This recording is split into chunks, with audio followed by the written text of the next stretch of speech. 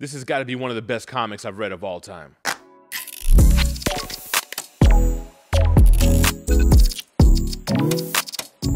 What's going on, everybody? GemMint here. If you're anything like me and more of a casual reader, maybe you grew up on 90s X-Men and Spider-Man cartoons, you've probably never heard of MiracleMan. Hell, I didn't even know that this MiracleMan Omnibus was by Alan Moore.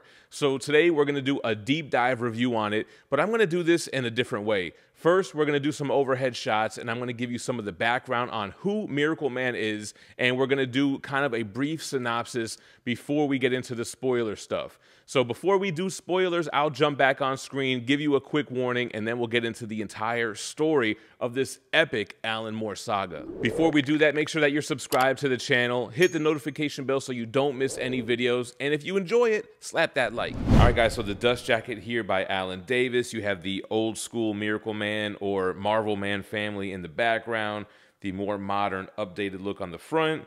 Then you have the rest of the creative team, but not credited by request. You have Alan Moore.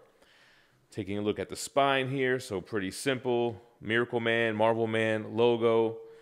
And then you have the back here. So very introspective with the artwork on the front and on the back. We'll look at what it collects once we get into the table of contents, because that's going to be more important for this review. $100 cover price for this with that parental advisory, and I cannot stress that enough. Like most Marvel Omnibus, the inside of the dust jacket, on the flap here, you have a biography on Michael Morin, aka MiracleMan, and a biography on all of the creators, again, without having Alan Moore here. We've got some black and white sketch artwork on the actual hardcover itself, similar spine, but in black and white.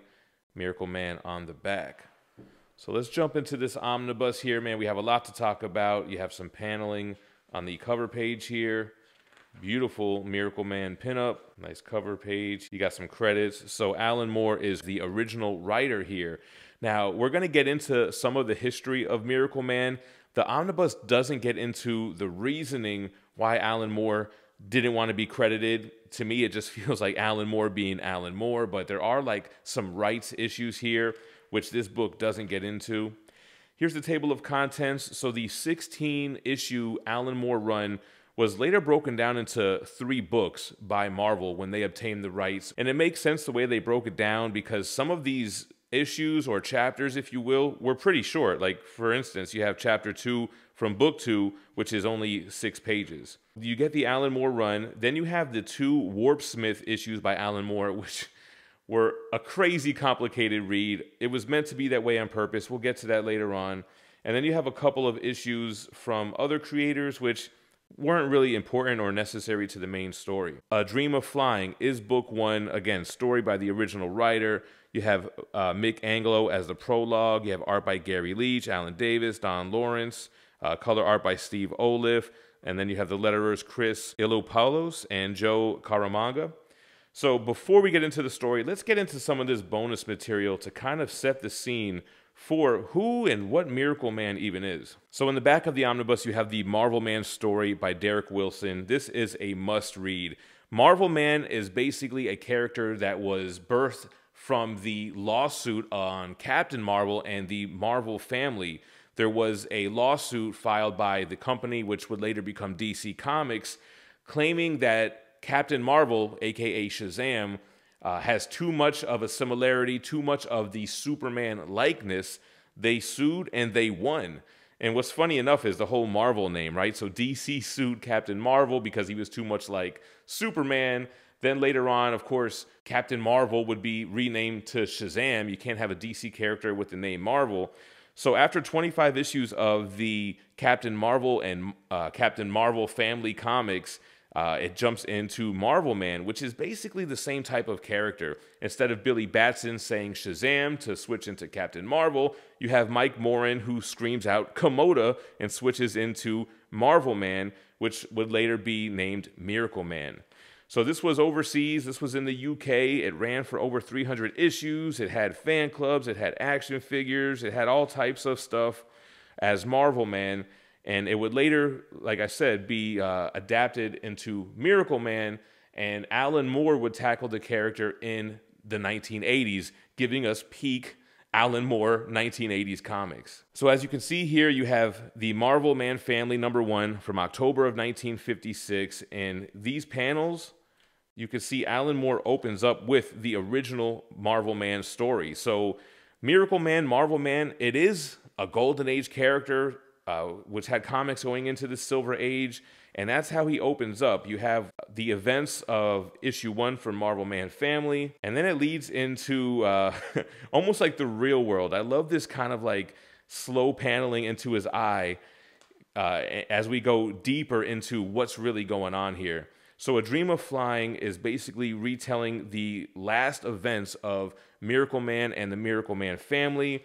You have MiracleMan, Kid MiracleMan, and Young MiracleMan. So you can see the other two superheroes, and they have Shazam type powers. They have, you know, ability to flight and invulnerability.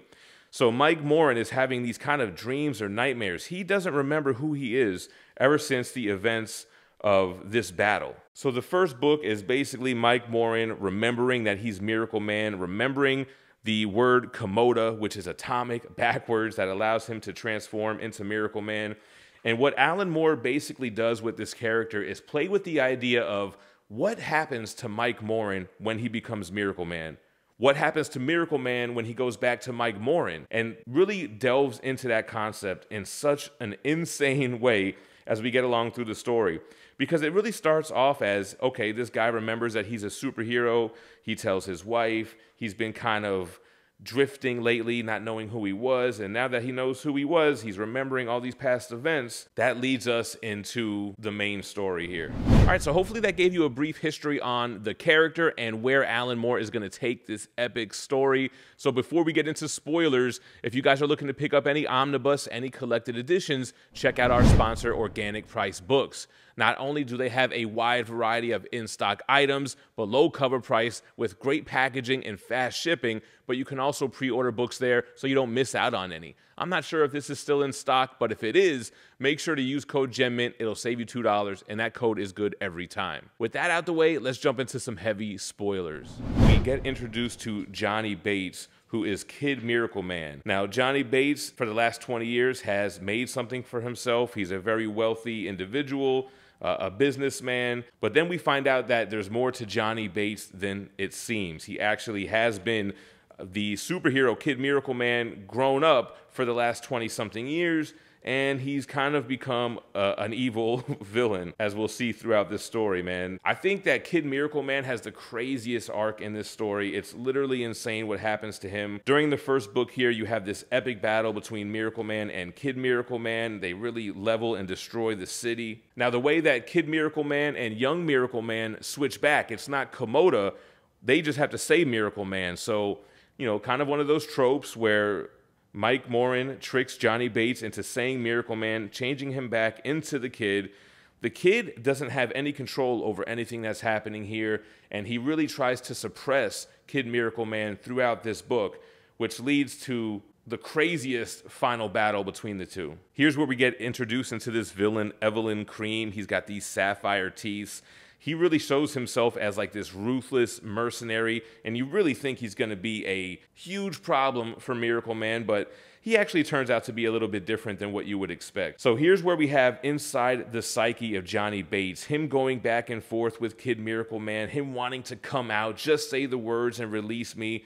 He's in this kind of boys' home, almost like an insane asylum, where he's suppressing the evil Kid MiracleMan. Meanwhile, Evelyn Cream is trying to figure out who Mike Morin is. He's trying to track down MiracleMan. He's working for the real bad guys that we'll see later on in the story here. And it's really something else seeing how Evelyn Cream tracks down Mike Morin. Very nice detective skills, and he's definitely a ruthless dude too. I love learning more about MiracleMan's powers. It almost seems like he has this like force field of sorts around him. He's got this sparkling glow to him. Even Mr. Cream is impressed by him. You have this other arc here where Mike's wife is pregnant, and that ends up being a crazy thing, because once we figure out what MiracleMan is and the fact that she's bearing his child and the implications that those have, it's crazy.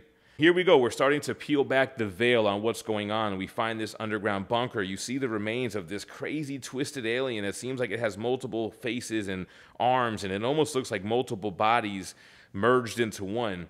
which again will tie into what's really going on here later in the story. We start to find out the truth, and that the humans have found the alien remains, and they used their DNA to clone humans with the power of these aliens, and also with the technique of them being able to shift into different bodies. So the aliens are able to pick from a pool of different bodies. They can use different creatures, different life forms, and essentially that's the technology that was used to create MiracleMan. It's alien technology. He's a clone created out of alien DNA, and he can shift from a regular human being to this extraterrestrial godlike entity. I love how they build up the Johnny Bates story, how he's basically like incapacitated. He really just has this internal battle with Kid MiracleMan in his head, and it really comes to a head when he starts getting bullied by these other boys in this home. So although Evelyn Cream does do his job tracking down MiracleMan, when he finds out what's really going on, he uses it to his advantage, so to say. He's not really going to help out these villainous people here, and he does the right thing. He ends up being an ally to MiracleMan, even though it seems like he was set up to really kill him. Glimpsing at this baby. So basically, the baby in the womb is special. It's got the same alien DNA as MiracleMan does, even more so. And we find out what happens to MiracleMan when he changes back into Mike Moran. There's basically this kind of realm that's created, again, using this alien technology, where he thinks he's in a comic book. They can actually write the script, kind of like a Matrix, where he is playing this superhero role and is controlled by Gargunza, who is the main antagonist in this story. So when MiracleMan is not being MiracleMan, he's in this dreamlike state where he's playing this superhero in the Golden Age. Here's a glimpse at the alien ship. So this is going back, telling the story of how humans found it, and then were able to reverse engineer the alien body that was found. And here you can see it shifting into other creatures. It was killed mid-shift, which is why we see the remains looking the way they are. And then here's the whole process of creating the MiracleMan family. It was all engineered. And this is also where it talks about those realms and where they are when they're not using that body and so forth. It also shows how MiracleMan fighting back the dream, and how Gargunza is on the outside, really pushing it to the level to keep him sedated. Here's an alien creature that's been summoned here to try to take down MiracleMan. Yeah, so while this creature's attacking, Mike Moran is unable to change back into MiracleMan. I forget what happened. There was some kind of timer that was set off back at the lab that wouldn't allow him to change. And when he finally changes back, I mean, this is straight Alan Moore style superhero books, man. He goes crazy, starts attacking everybody at the lab. Epic scene, him taking out Gargunza at the end. The birth of MiracleMan's child is crazy, man. It's really hard to explain here. I mean, this is such a mature take on a superhero comic. It really is mind-blowing. But he has this child who is obviously unlike any other child right away. It knows what's going on. It grasps who it is and who his father is, and understands how to manipulate the mother with almost like a telepathic empath type of power.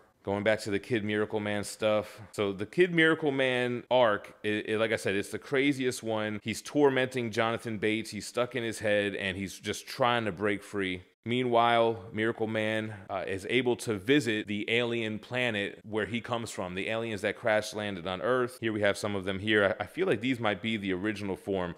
I forget, though, because they're able to take so many different forms. And while MiracleMan is off planet, his wife is really struggling raising this child, having trouble trusting her own mind, knowing that she's being manipulated. There is a miracle woman that comes into play here. And then here we have MiracleMan off-world, just learning about his origins, learning about these different aliens, learning about the origins of Avalier Lear, who is Miracle Woman, and how she ties into all of this. Here are the aliens now. I want to say they're called the Quisp, but I don't know if I'm pronouncing that right. So these aliens are the main focus of the 2 follow-up issues after the 3 books, which is mostly in the alien language, so it's really hard to follow along. So like I said, you have Jonathan Bates, or Johnny Bates. He's being bullied by these other students. He's being beat up. Kid MiracleMan in his head telling him to let him out. He'll make it all go away. Not only is Jonathan Bates being bullied, but one of the kids decides he wants to take it a step further, and it's that act that gets him to finally utter the words MiracleMan, letting Kid MiracleMan out,